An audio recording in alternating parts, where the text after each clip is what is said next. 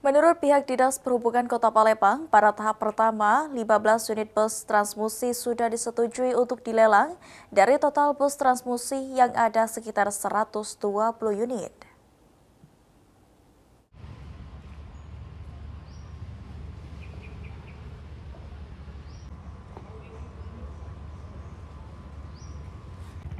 Banyaknya bus transmusi yang kini sudah tidak beroperasional lantaran sudah melewati masa batas operasional serta dianggap tidak layak lagi digunakan. Pihak Disub Kota Palembang sudah mengupayakan agar bus yang tidak terpakai bisa dilelang.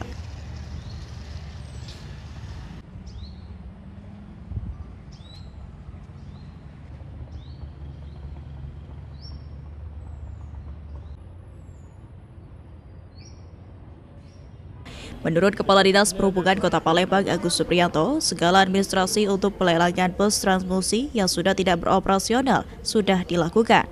Namun, untuk pelaksanaan pelelangan masih akan menunggu info lebih lanjut dari BPKAD Palembang sebagai pelaksana lelang.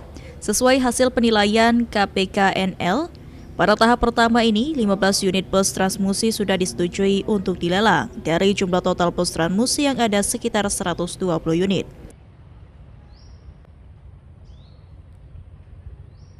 Jadi segala administrasi sudah kita sampaikan dan nanti untuk pelaksanaan lelang kami masih menunggu nanti dari pihak BPKAD karena yang melakukan lelang nanti dari pihak BPKAD. Itu berapa kemarin? Berapa unit? 15 unit. Ya, karena penilaian dari KPKNL sudah selesai dan kita sudah pakai konsultan, sudah selesai semua, surat sudah kita layangkan.